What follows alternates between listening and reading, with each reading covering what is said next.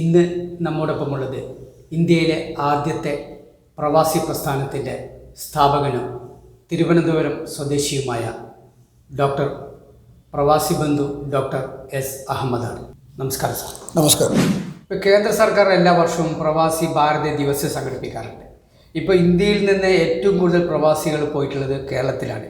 പക്ഷെ ഒരു പ്രവാസി ഭാരത ദിവസ് പോലും കേരളത്തിൽ നടത്താൻ ഇതുവരെ കഴിഞ്ഞിട്ടില്ല. എന്നാൽ കേരളത്തിൽ താങ്കളുടെ നേതൃത്വത്തിൽ നിരവധി വർഷങ്ങളായിട്ട് ഈ പ്രവാസി ഭാരതി ദിവസ് സംഘടിപ്പിക്കാറുണ്ട്. ഇത് സംബന്ധിച്ച് താങ്കളുടെ ഒരു അഭിപ്രായം? അതിനകത്ത് എനിക്കൊരു വേറൊരു വികാരം കൂടി പറയാനുണ്ട്. ഇന്ത്യയുടെ പ്രധാനമന്ത്രിയായി അടൽ ബിഹാരി വാജ്പേയി സേവനം അനുഷ്ഠിക്കുമ്പോൾ അദ്ദേഹം വിശ്രമത്തിനും ചികിത്സയ്ക്കുമായി കുമരകത്ത് ഒരാഴ്ച താമസിച്ചു. ബഹുമാന്യനായ CK പത്മനാഭനായിരുന്നു നമ്മുടെ BJPയുടെ പ്രസിഡന്റ്. ഞാനുമായിട്ടുള്ള ചെറിയ അടുപ്പത്തിൻ്റെ പേരിൽ എൻ്റെ 1-2 സമ്മേളനങ്ങളിൽ CKP പങ്കെടുത്തതിൻ്റെ പേരിലും എനിക്ക് പ്രധാനമന്ത്രി ഒന്ന് കാണാൻ ടൈം വേണമെന്ന് ആവശ്യപ്പെട്ടു. അപ്പം പറഞ്ഞ് ആരെയും കാണാൻ അനുവദിക്കുന്നില്ല. അപ്പോൾ ഞാൻ പറഞ്ഞു, എനിക്ക് ഡൽഹി പോയി കൊടുക്കാനായിട്ടുള്ള ശേഷിയുണ്ട്, പക്ഷെ അവിടെ ചെന്നാലുണ്ടാകുന്ന ബുദ്ധിമുട്ടുകൾ അറിയാമല്ലോ. ഞാൻ അദ്ദേഹത്തിൻ്റെ അടുത്തൊന്നും പോവില്ല. ഒത്തിരി മാറി നിന്ന് ഞാൻ എൻ്റെ ഡിമാൻഡ്സ് താങ്കളെ ഏൽപ്പിക്കാൻ താങ്കൾ അദ്ദേഹത്തിന് കൊടുക്കുക. ഒരു 2 മിനിറ്റ് പറയാമെന്ന് പറഞ്ഞു. 2 ദിവസം കഴിഞ്ഞപ്പോൾ എന്നെ വിളിച്ച് കുമരകത്ത് വരാൻ പറഞ്ഞു. അപ്പോൾ ഞാൻ അദ്ദേഹത്തെ കണ്ടു. അദ്ദേഹം 4 സൈഡും വേലി കെട്ടി പോലീസിൻ്റെയും പട്ടാളത്തിൻ്റെയും മധ്യത്ത് രാവിലെ 7 മണിക്കാണ് അദ്ദേഹം ഈസി ചെയറിൽ കിടക്കുകയാണ്. ആ സമയത്താണ് CKP പറയുന്നു, ഇങ്ങനെ ഒരാൾ വന്നിട്ടുണ്ട്, കാണണമെന്ന്. കാണാൻ അനുവദിച്ചില്ല. അത് പരസ്പരം ഫേസ് ടു ഫേസ് ഇല്ല. എൻ്റെ അടുത്ത് വന്നിട്ട് ഡിമാൻഡ്സ് ആ പേപ്പർ തരാമെന്ന്. ആ പേപ്പർ ഞാൻ കൊടുത്തു. ആ പേപ്പർ അദ്ദേഹം വായിക്കുന്ന ഫോട്ടോ ഞാൻ എടുപ്പിച്ചു. 2 മിനിറ്റ് കഴിഞ്ഞപ്പോൾ എന്നെ വിളിച്ചു, അകത്ത് പോയി. ഇംഗ്ലീഷിൽ പരിജ്ഞാനം വളരെ കുറവാണെങ്കിലും ഞാൻ ഹിന്ദിയിൽ പറഞ്ഞു. അപ്പോൾ അദ്ദേഹത്തിന് അത് മനസ്സിലായി.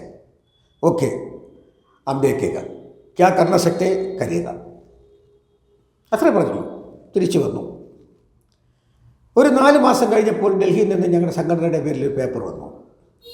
അന്ന് രാജ്യസഭാ മെമ്പറായിരുന്ന VK സിംഗ് നേതൃത്വത്തിൽ ഒരു അന്വേഷണ കമ്മീഷനെ നിയോഗിക്കുന്നു. ആ VK സിംഗാണ് പിന്നീട് വിദേശകാര്യ സഹമന്ത്രിയായിട്ടൊക്കെ വന്നത്. എല്ലാ സപ്പോർട്ടുകളും നിങ്ങൾ ചെയ്തു കൊടുക്കണം. കേരളത്തിലെ 14 ജില്ലകളിലും അദ്ദേഹം സന്ദർശിക്കും. അദ്ദേഹം വന്നു. കൂടെ എല്ലാ ജില്ലകളിലും ഞാൻ പോയി പ്രവാസികളുടെ തെളിവെടുപ്പ് നടത്തി. പത്രങ്ങളിലെല്ലാം വാർത്തകൾ കൊടുത്ത് തെളിവെടുപ്പ്. നല്ലൊരു മാൻഡേറ്റും അഭിപ്രായമായിരുന്നു. കഴിഞ്ഞ് അദ്ദേഹം പോയി. അതിനുശേഷമാണ് അദ്ദേഹം കേന്ദ്രത്തിൽ മൻമോഹൻ സിംഗിൻ്റെ കാലഘട്ടത്തിൽ ഉണ്ടാക്കി വെച്ച പ്രവാസികാര്യ വകുപ്പിനെ ശക്തിയായ രീതിയിലൊരു വകുപ്പുണ്ടാക്കിച്ചു.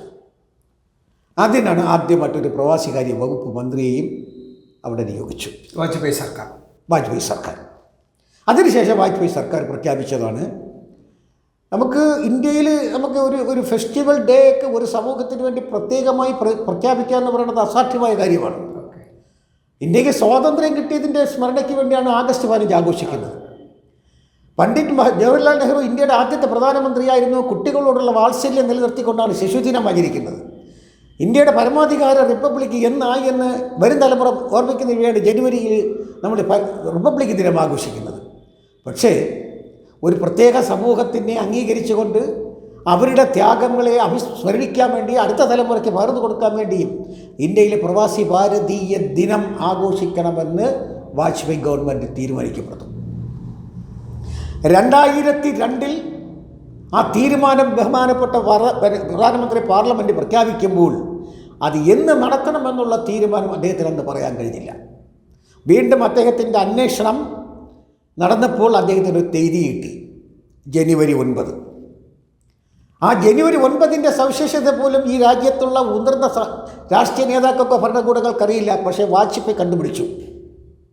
ഇന്ത്യയുടെ ആദ്യ പ്രവാസി മഹാത്മാഗാന്ധി.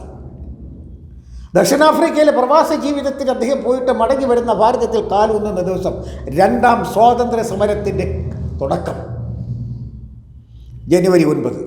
അന്നായിക്കൊള്ളട്ടെ. എന്തുകൊണ്ട് ഇന്ത്യയെ പരിവർത്തന ലോകത്തിലേക്ക് ആനയിച്ച, ഇന്ത്യയെ വികസന പ്രക്രിയയിലേക്ക് ആനയിച്ച, ഇന്ത്യയെ വിദേശധന സംഭാരണത്തിൽ മുഖ്യമായ പങ്കാളിത്തം ഉറപ്പിക്കുവാൻ സഹായിച്ച പ്രവാസി ഭാരതീയരെ സ്മരിക്കുവാൻ ജനുവരി 9 മഹാത്മാഗാന്ധിജിയുടെ തിരിച്ചുവരവ് ദിവസം. ആ ജനുവരി 9 ഇന്ത്യ ഗവൺമെൻറ് 2003 മുതൽ ജനുവരി 7, 8, 9 തീയതികളിൽ ആഘോഷിക്കും. രാഷ്ട്രപതി ഉദ്ഘാടനം ചെയ്യുകയും പ്രധാനമന്ത്രി സമാപന സമ്മേളനം ഉദ്ഘാടനം ചെയ്യുന്ന 3 ദിവസത്തെ പരിപാടി അവിടെ 9-ാം തീയതി സമാപിക്കുമ്പോൾ കേരളത്തിൽ 9-ാം തീയതി രാവിലെ ഞങ്ങളുടെ സംഘടന പതാക ഉയർത്തും. 9, 10, 11 തീയതികളിൽ പ്രവാസി ഭാരതീയ ദിനാഘോഷം കേരളത്തിൽ നടത്തപ്പെടും. 22 വർഷം പൂർത്തീകരിച്ചു. ഈ കഴിഞ്ഞ 2024 ജനുവരി 9, 10, 11 തീയതികളിൽ നടന്ന ആഘോഷത്തോടുകൂടി 22 വർഷം. പ്രഖ്യാപിത വർഷം മുതൽ ഒരു വർഷം പോലും മുടക്കം വന്നില്ല. കോവിഡ് പശ്ചാത്തലത്തിൽ ഇന്ത്യ ഗവൺമെൻറ് 2 വർഷം മുടക്കിയപ്പോൾ ആ സമയത്തും കേരളത്തിൽ ഞങ്ങളുടെ സംഘടനയും ഞങ്ങളുടെ നേതൃത്വവും പ്രവാസി ഭാരതീയ ദിനാഘോഷം സമുജ്വലമായി നടത്തി. കേരളത്തിലെ ആദ്യത്തെ നോർക്ക വകുപ്പിൻ്റെ ശില്പിയായ EK നായനാരുടെ പേരിൽ അവാർഡ് ഏർപ്പെടുത്തി. പൊളിറ്റിക്കൽ അവാർഡ് അദ്ദേഹത്തിൻ്റെ പേരിലുള്ള അവാർഡായിട്ട് ഞങ്ങൾ നൽകപ്പെടുന്നു. കേരളത്തിൽ ബഹുമാന്യനായ പിണറായി വിജയൻ ഒഴിച്ചുള്ള കേരളത്തിലെ എല്ലാ മുഖ്യമന്ത്രിമാരും പ്രവാസി ഭാരതി അവാർഡ് സ്വീകരിച്ചിട്ടുണ്ട്. ഞങ്ങൾക്ക് വളരെ അഭിമാനമാണുള്ളത്. അതുകൊണ്ട് പ്രവാസി ഭാരതി ദിനം ആഘോഷിക്കുകയും പ്രവാസി ഭാരതി ദിനം പ്രഖ്യാപിക്കുന്നതിൻ്റെ ക്രെഡിറ്റ് ഇന്ത്യ ഗവൺമെൻറ്റിനാണ്. കേരള സർക്കാർ ആ ബാധ്യത സ്വയം ഏറ്റെടുത്ത് കേരളത്തിൽ ആഘോഷിക്കേണ്ടതാണ്. പക്ഷെ അത് ഇതുവരെയും അതിനെക്കുറിച്ച് അവർ ആഗ്രഹിച്ചിട്ടില്ല, തീരുമാനിച്ചിട്ടില്ല, ചിന്തയിൽ പോലുമില്ല. വിദേശത്ത് എത്ര പ്രവാസികളുണ്ടാവും ഇന്ത്യയിൽ നിന്നാകെ? കേരളത്തിൽ അത് എത്രയാണ് അതിൻ്റെ ഒരു കണക്കുകൾ? കേരളത്തിൽ നിന്നാണെങ്കിൽ 2023 വരെയുള്ള കേന്ദ്ര സർവേയിൽ, അതായത് നാഷണൽ സ്റ്റാറ്റിസ്റ്റിക് ഡിപ്പാർട്ട്മെൻറ്റിൻ്റെയും കേരള സ്റ്റാറ്റിസ്റ്റിക് ഡിപ്പാർട്ട്മെൻറ്റിലെയും വിവിധ സംസ്ഥാനങ്ങളിലെ ഡിപ്പാർട്ട്മെൻറ്റുകളുടെയും ആഭ്യന്തര വകുപ്പിൻ്റെയും എമിഗ്രേഷൻ്റെയൊക്കെ കണക്കെടുക്കുമ്പോൾ 3 കോടിയിൽ പരം ജനങ്ങൾ ലോകമെമ്പാടും ഭാരതീയരുണ്ട്. 3 കോടിയിലപ്പുറം. കേരളത്തിൽ മാത്രം, കേരളത്തിൻ്റെതായ മാത്രം വിവിധ രാജ്യങ്ങളിലും ഗൾഫ് നാടുകളിലുമായിട്ട് 28 ലക്ഷത്തോളമുണ്ട്. ഈ 28 ലക്ഷത്തോളം ഒരുമിച്ച് ഒരു ദിവസം അല്ലെങ്കിൽ ഒരാഴ്ചക്കുള്ളിൽ മടങ്ങിയെത്തിയാൽ കേരളത്തിൻ്റെ നില എന്തായിരിക്കും? താങ്കളുടെ NRI കൗൺസിൽ ആ പ്രസ്ഥാനത്തെക്കുറിച്ച് ഒന്ന് വിശദീകരിച്ചാൽ. NRI കൗൺസിൽ ഓഫ് ഇന്ത്യ എന്ന് പറയുന്നത് ഒരു കേന്ദ്രീയ കോർഡിനേഷൻ കൗൺസിലാണ്. കേരളത്തിലും വിദേശ നാടുകളിലും, അതിൽ പ്രാമുഖ്യമായി പറയാൻ UK, USA, German, Netherland, Austria, Georgia ഈ രാജ്യങ്ങളിൽ പ്രവർത്തിക്കുന്ന സംഘടനകൾ, കേരളത്തിൽ പ്രവർത്തിക്കുന്ന പ്രധാനപ്പെട്ട സംഘടനകൾ, അങ്ങനെ മൊത്തം 36 സംഘടനകളുടെ ഒരു ഏകോപിത പ്രസ്ഥാനമാണ് NRI കൗൺസിൽ ഓഫ് ഇന്ത്യ. ഇതിൻ്റെ ദേശീയ ചെയർമാനാണ് ഞാൻ നേരത്തെയും 3 തവണ ദേശീയ ചെയർമാനായിരുന്നു. ഇവിടെ കേരള ലോക്സഭ നടക്കുന്ന സമയത്ത് മസ്കറ്റ് ഹോട്ടലിൽ ഇവിടെ എത്തിയിട്ടുള്ള നമ്മുടെ ഭാരവാഹികളുടെ യോഗം വിളിച്ചു കൂട്ടി എനിക്കിരിക്കാൻ കഴിയില്ല എന്ന് പറഞ്ഞ് നിർബന്ധിച്ച് എന്നെ വീണ്ടും തിരഞ്ഞെടുത്തു. വേറെ പലരെയും അവിടെ ഉള്ളവരും ഇവിടെ ഉള്ളവരൊക്കെ തിരഞ്ഞെടുത്ത് ഇപ്പോഴും പുനഃസംഘടിപ്പിച്ചിട്ടുണ്ട് NRI കൗൺസിൽ. 36 സംഘടനകളുടെ ഏകോപിത പ്രസ്ഥാനമാണ് NRI കൗൺസിൽ. ഈ സംഘടനയുടെ ലക്ഷ്യം പ്രവാസികളുടെ ഉന്നമനമാണ്. അവർക്ക് തൊഴിൽ കൊടുക്കാൻ കഴിയില്ല, പക്ഷെ അവരുടെ ക്ഷേമ പ്രവർത്തനങ്ങൾ, അവരുടെ മക്കളുടെ കാര്യങ്ങൾ, അവരുടെ ജീവിത സൗകര്യങ്ങൾ, അവർക്ക് ആരോഗ്യകരമായ പ്രശ്നങ്ങളുണ്ടെങ്കിൽ അതിന് എന്തൊക്കെ ചെയ്യാൻ കഴിയും, അതിന് നമ്മളെ സഹായങ്ങൾ എത്തിക്കുക. ആ സഹായധനങ്ങളെല്ലാം ഈ വിദേശ സംഘടനകൾ കൃത്യമായിട്ടും നമ്മുടെ പ്രോജക്റ്റുകൾ അവർ അംഗീകരിക്കുന്നു, അവരെത്തിച്ചു തരുന്നു. അത് നമ്മളിവിടെ ഡിസ്ട്രിബ്യൂട്ട് ചെയ്യുന്നു, കാര്യമായ രീതിയിൽ തന്നെ പ്രവർത്തിക്കുന്നു. ഈ കഴിഞ്ഞ 2 ആഴ്ചയ്ക്ക് മുമ്പ് പ്രവാസികളുടെ മക്കളിൽ SSLC +2 A ഗ്രേഡ് വാങ്ങിയ എല്ലാവരെയും ആദരിക്കണമെന്ന് ഒരു തീരുമാനമുണ്ടായി. അപ്പോൾ നമ്മൾ ആപ്ലിക്കേഷൻ കാൾ ഫോർ ചെയ്ത് പത്രങ്ങളിൽ വാർത്തകൾ കൊടുത്തപ്പോൾ ഒരുപാട് ആപ്ലിക്കേഷൻ വന്നു. അപ്പോൾ അതിൽ നിന്ന് നമ്മൾ 101 കുട്ടികളെയാണ് തിരഞ്ഞെടുത്തത്. ഈ 101 കുട്ടികൾക്ക് മെമ്മൻ്റെയും സർട്ടിഫിക്കറ്റും മെഡലും നമ്മൾ കൊടുത്തു, പഠനോപകരണങ്ങളും നമ്മൾ കൊടുത്തു. അതൊരു പാലിച്ച സാമ്പത്തിക ബാധ്യതയായിരുന്നു. പക്ഷെ അത് വളരെ മനോഹരമായിട്ട്, വളരെ ഗംഭീരമായിട്ട്, അത് വൻപിച്ച ജനക്കൂട്ടമായിരുന്നു. അത് വിതരണം ചെയ്യാൻ എത്തിയ ബഹുമാനപ്പെട്ട ഡെപ്യൂട്ടി സ്പീക്കർ ചിറ്റയം ഗോപകുമാർ ഈ 101 പേർക്കും ഇത് കൊടുത്തിട്ടാണ് പോയത്. അത് അത്രത്തോളം അദ്ദേഹത്തിന് താല്പര്യം. എല്ലാ കൊച്ചു കുട്ടികളല്ലേ, 16 വയസ്സിന് താഴോട്ടുള്ള പിള്ളേരാണ് എല്ലാവരും. അവരുടെ അമ്മയും അച്ഛനും ബന്ധുക്കളും എല്ലാം കൂടെ വളരെയധികം സന്തോഷത്തോടുകൂടിയാണ് എൻ്റെ മകൾ ഇത് വാങ്ങുന്നത് കാണാൻ വേണ്ടി വരുന്നത്. ആ രീതിയിൽ തന്നെയാണ് നമ്മളത് വിതരണം ചെയ്തത്. പ്രവാസികൾക്ക് വേണ്ടിയുള്ള സമര സംഘടനാ പ്രവർത്തനം ഒട്ടനവധി പ്രവർത്തനങ്ങൾ നടത്താറുണ്ട്. അതിൻ്റെ കൂടുതൽ അങ്ങൊരു പ്രസിദ്ധീകരണം കൂടി നടത്തുന്നുണ്ട്, പ്രവാസി ഭാരതി എന്നുള്ള പേരിൽ. അങ്ങൊരു പത്രാധിപരാണ്, പ്രവാസികൾക്ക് വേണ്ടി തൂലിക പടവാളാക്കിയ പത്രാധിപർ. ആ പ്രസ്ഥാനത്തെ പ്രസിദ്ധീകരണത്തെക്കുറിച്ച് ഒന്ന് വിശദീകരിക്കാമോ? അതും നേരത്തെ ഞാൻ ഈ മസ്കറ്റിലും സൗദി അറേബ്യയിലും ദുബൈയിലൊക്കെ ഞാൻ ജീവിച്ചിരിക്കുമ്പോൾ പ്രവാസ ജീവിതം നയിക്കുമ്പോൾ ഉണ്ടായ വികാരം തന്നെയാണ്. എൻ്റെ ബാല്യകാലത്തെ എന്നെ ഏറ്റവും കൂടുതൽ സ്വാധീനിച്ചൊരു മേഖലയാണ് പത്രപ്രവർത്തന മേഖല. അതിന് പ്രേരകമായത് എൻ്റെ കുടുംബ പശ്ചാത്തലവും കൂടിയാണ്. അപ്പം ഞാൻ വിചാരിച്ചു, പ്രവാസികളുടെ ശബ്ദം നമ്മുടെ പത്രങ്ങളിൽ കൂടി അറിയിച്ചാൽ അത്രത്തോളം മെച്ചപ്പെടില്ലേ. അങ്ങനെയാണ് ഞാൻ 2005 പ്രവാസി ഭാരതി എന്ന ടൈറ്റിലോടുകൂടി ഒരു പ്രസിദ്ധീകരണത്തിന് അപേക്ഷിക്കുന്നത്. ന്യൂസ് പേപ്പർ രജിസ്ട്രാർ ആദ്യം തുടങ്ങാനുള്ള പേപ്പർ കൈ തന്നു, ഓർഡർ തന്നു. 1 ലക്കം ഞാൻ ഇറക്കി. അന്ന് ബഹുമാന്യനായ വയലാർ രവിയാണ് പ്രവാസികാര്യ ഉപമന്ത്രി. അപ്പോൾ അദ്ദേഹത്തിൻ്റെ വകുപ്പിൻ്റെ പേര് പ്രവാസി ഭാരതീയ വകുപ്പ് എന്നാണ്.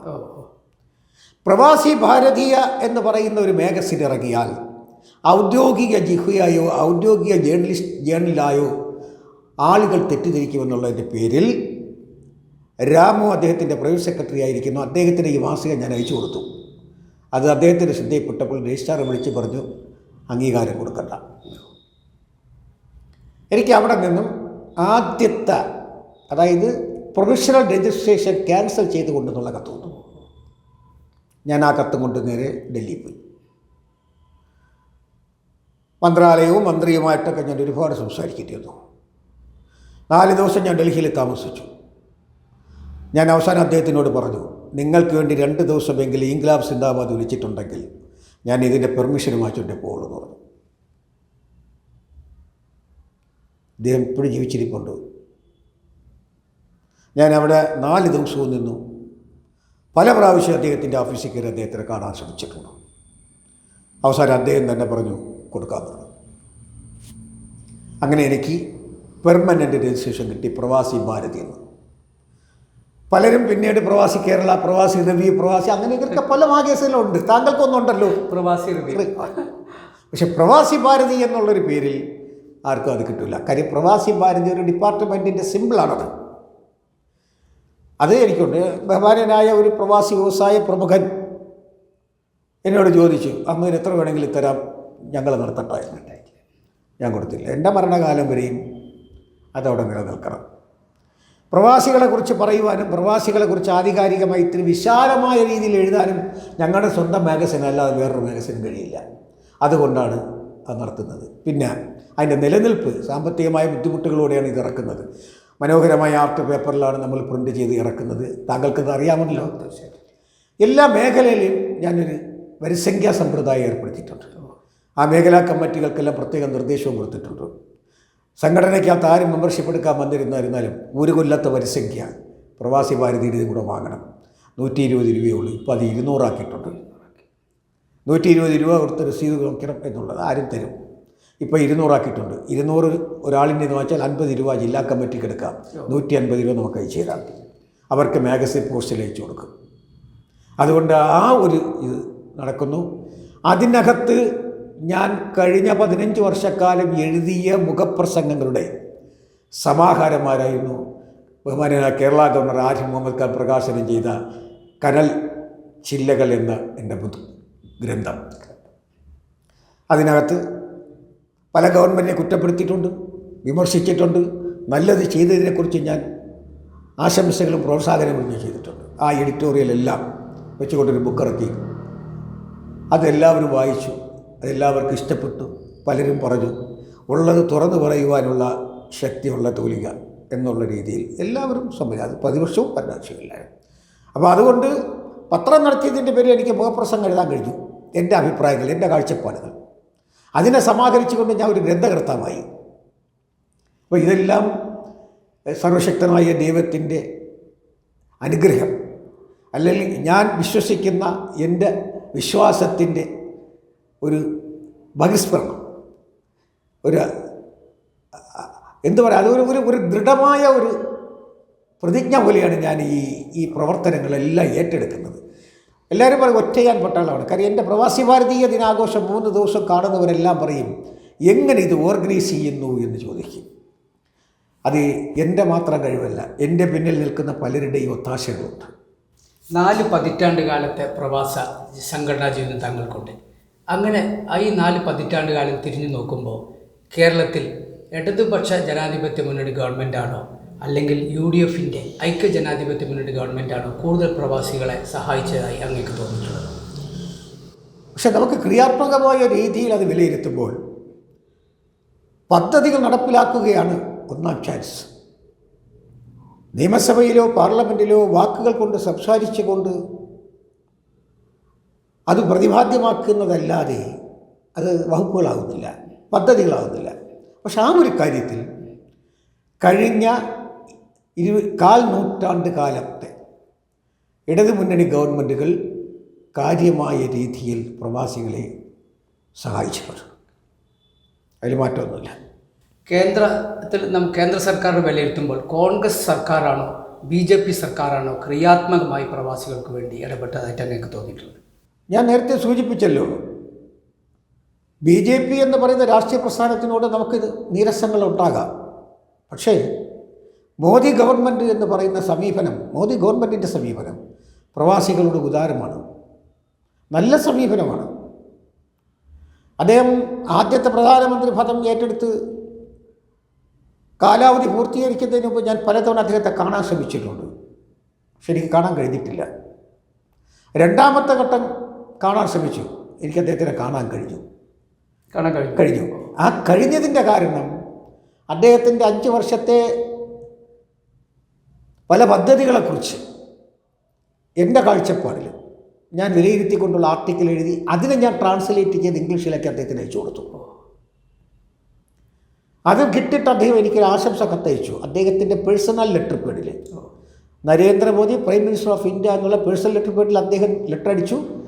അത് അഭിസംബോധന തന്നെ ഡിയർ ഡോക്ടർ അഹമ്മദ് ജി എന്നുള്ള അഭിസംബോധനയോടുകൂടിയാണ്. താഴെ യുഎസ് സിൻസിലറി എന്ന് പറഞ്ഞ് നരേന്ദ്രമോദി എന്ന് പറഞ്ഞ് അദ്ദേഹത്തിൻ്റെ കയ്യൊപ്പിട്ട് കത്തയച്ചു. ആ കത്തിൻ്റെ ഓഫീസിൽ ഞാൻ ഫ്രെയിം ചെയ്തിട്ടുണ്ട്. അതുകൊണ്ടല്ല ഞാൻ നരേന്ദ്രമോദിയെ പ്രശംസിക്കുന്നത്. നരേന്ദ്രമോദിക്ക് വിദേശ രാഷ്ട്രങ്ങളോടുള്ള ഈ പ്രതിബദ്ധത എല്ലാവരും പറയും അദ്ദേഹം വെറുതെ സർക്കിട്ട് ചെയ്യുന്നതാണ്. അങ്ങനെയല്ല, അത് നമ്മൾ അതിൻ്റെ പിന്നിൽ വേറെ ചില വികാരങ്ങളുണ്ട്. വിദേശ രാഷ്ട്രങ്ങൾ നമ്മൾ സന്ദർശിക്കുമ്പോൾ ആ വിദേശ രാഷ്ട്രങ്ങളിൽ നിന്ന് നമ്മുടെ ഭാരതത്തിന് എന്ത് കിട്ടും, അല്ലെങ്കിൽ എന്ത് വികസന പ്രക്രിയയ്ക്ക് എന്ത് താങ്ങും തണലുമായി അവരുടെ സഹായഹസ്തം കൊണ്ടുവരാൻ കഴിയും എന്നുള്ളതിനെക്കുറിച്ചുള്ള ഒരു മനോഭാവം കാഴ്ചപ്പാടോടുകൂടിയാണ് അദ്ദേഹത്തിൻ്റെ യാത്ര. അതുകൊണ്ടാണ് നമ്മൾ ഇന്ന് പല രീതിയിലും അന്താരാഷ്ട്ര നിലവാരത്തെ നോക്കുമ്പോൾ ഇന്ത്യ വളരെ ഔന്നത്യത്തിൽ നിൽക്കുകയാണ് ഇപ്പോഴും.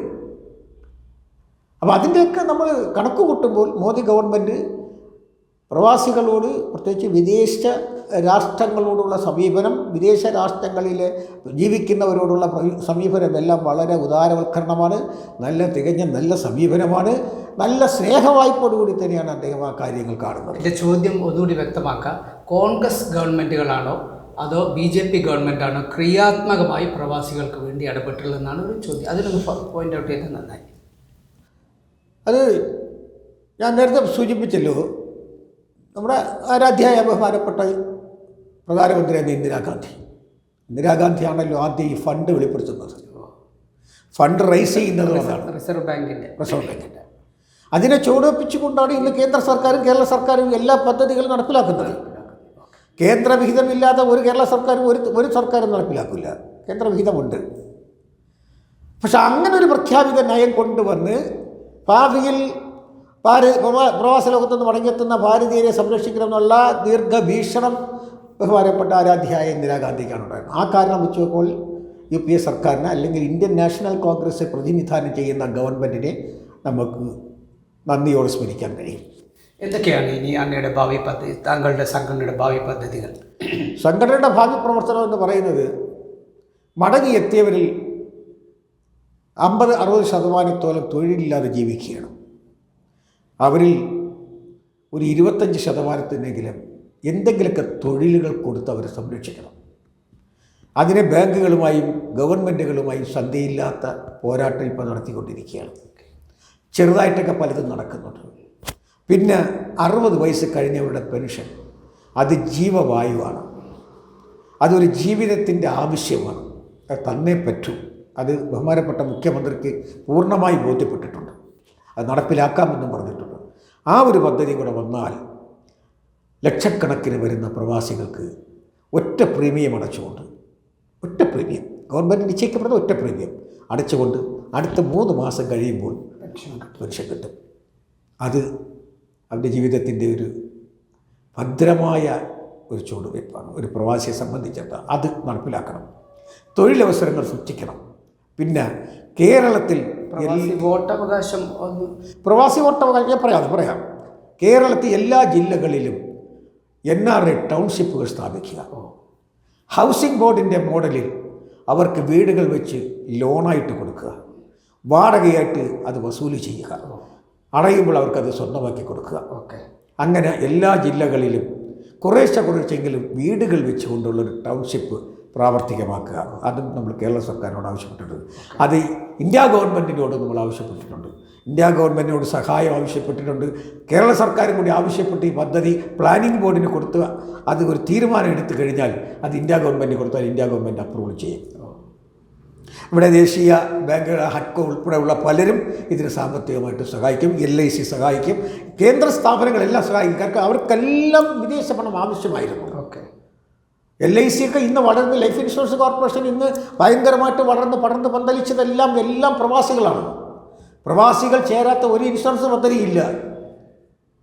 അതുകൊണ്ട് അവരെല്ലാം ചെയ്യും.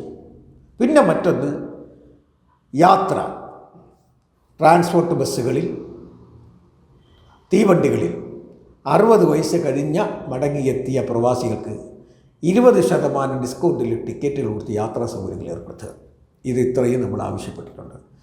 ഭാവിയിൽ അത് പൂർണ്ണമായും നടപ്പിലാക്കാൻ കഴിയുമെന്നാണ് എൻ്റെ പ്രത്യാശ. ഇല്ലെങ്കിൽ എന്തെങ്കിലുമൊക്കെ പ്രയോജനകരമായ പദ്ധതികൾ ആവിഷ്കരിക്കാൻ കഴിയും. അതിന് മാധ്യമങ്ങളുടെ പൂർണ്ണമായ പിന്തുണയാണ് ഏറ്റവും അനിവാര്യമായിട്ടുള്ളത്. നിങ്ങളും ഒരു മാധ്യമത്തിൻ്റെ ആളാണ്. ഇത് കാണുന്ന ലോകമെമ്പാടുമുള്ള ആൾക്കാർ ഇത് സവിശേഷം ശ്രദ്ധിക്കുമ്പോൾ അവരുടെ മനസ്സുകളിൽ അവരുടെ പുതിയ ആശയങ്ങൾ, നൂതനമായ ആശയങ്ങൾ ഉടലെടുക്കും. അത് ഈ പ്രസ്ഥാനത്തിനും ഈ സമൂഹത്തിനും അനിവാര്യമായി, ഗുണകരമായി അവരുടെ ജീവിത ശ്രേയസ്സിന് വേണ്ടിയുള്ള യാത്രയ്ക്ക് അത് ഉപകരിക്കുമെന്നുള്ള വിശ്വാസം എനിക്കുണ്ട്. പ്രവാസ ലോകത്തിനു വേണ്ടി കഴിഞ്ഞ 4 പതിറ്റാണ്ടായി നയിക്കുന്ന പടനായകനാണ് പ്രവാസി ബന്ധു ഡോക്ടർ S. അഹമ്മദ്. അദ്ദേഹത്തിൻ്റെ പോരാട്ടം നിലക്കുന്നില്ല. ആ പോരാട്ടം പ്രവാസി സമൂഹത്തിൻ്റെ ഉന്നതിക്ക് വേണ്ടിയുള്ള അജയ്യമായ ജൈത്രയാത്രയായി വളരട്ടെ. അങ്ങക്ക് എല്ലാവിധ ആശംസകൾ. നമസ്കാരം.